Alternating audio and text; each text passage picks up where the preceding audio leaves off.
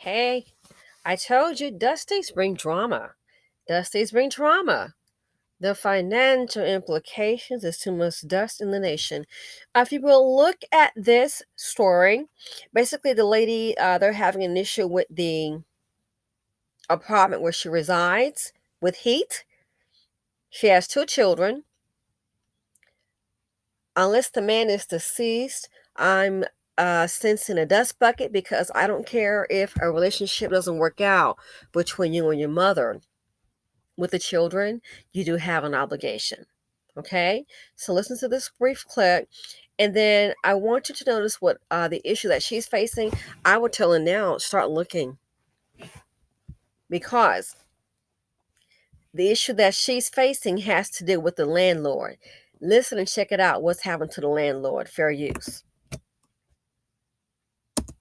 Working mother with two children says the city is leaving her out in the cold. The woman says they've been forced to sleep in their car because their home hasn't had heat for more than a week.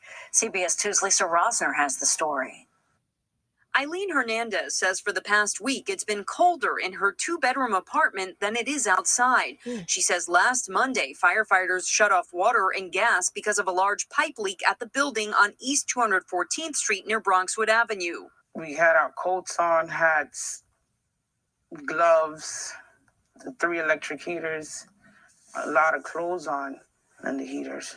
But after learning the recent fatal fire in Fordham Heights was caused by a malfunctioning space heater, she didn't feel safe. So between working overnights at a Home Depot, she's been rotating her kids, 5 and 6 years old, who are on the autism spectrum, between her car and her mother's house. You want to go home? Yes, please. There are 83 violations against the building. Hernandez says she and Josh Aryeh from a local nonprofit have made multiple calls to 311, and they've been told the landlord has to fix it.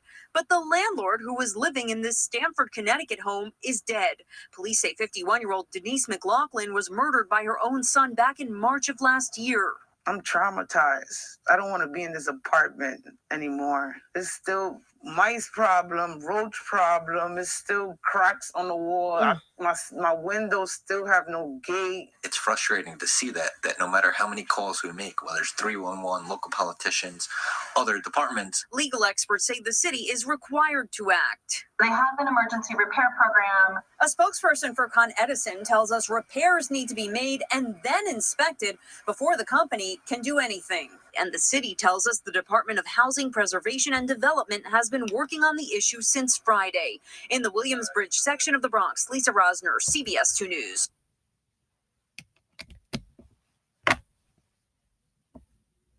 Okay, they say working on the issue. I hope it gets worked out fine, quickly, because she and her children, can you imagine sleeping in your car? That's not even safe. Especially with these evil dust buckets around. Sleeping in your car at night. Anytime. But the landlord, I wanted to get to that. So imagine this is your bed.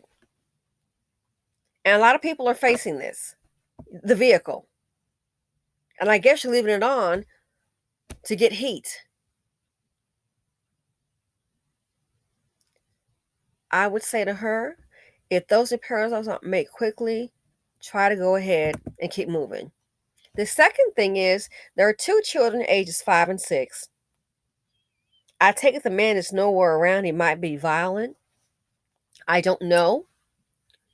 But even so, they're not together. You have a moral obligation to want to have your children where it's safe at night. You can't put them up without any drama. Or you can't put them in a hotel without any drama. No, because that's what real men would do. That's what real men would do. I feel for the children. The other thing is when they said about the landlord, the owner of the building living in Connecticut, 51 years old. She's dead. Why? Her son, dead since last March.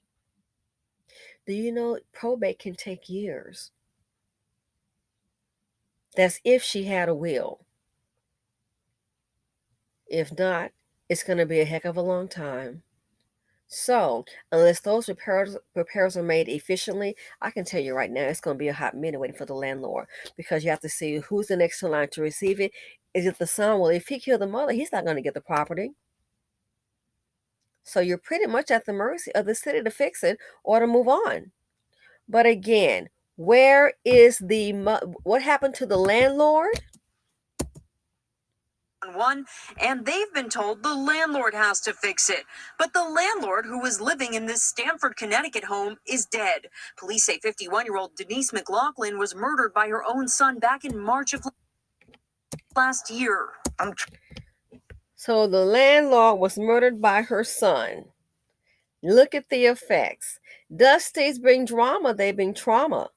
The financial implications is too much dust in the nation.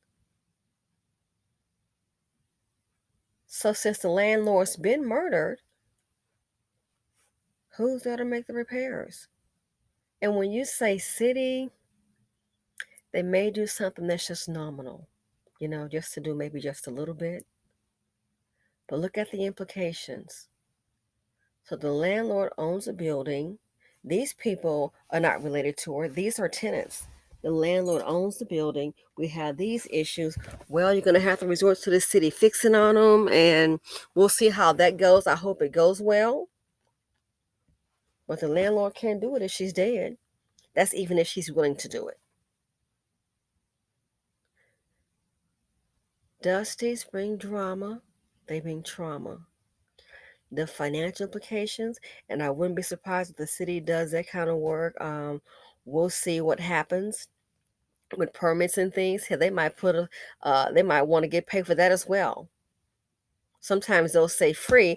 Oh yeah, they have the program. They can get this done for free, but they can only do it's only like up to a limit. They can do this for free, A, B, and C, but not EFG. D, E, F, G. That can occur. But where's the landlord?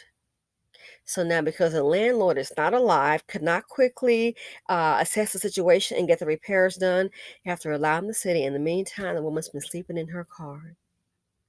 Dusty's bring drama, they bring trauma. The financial implication, too much dust in the nation. I'm out.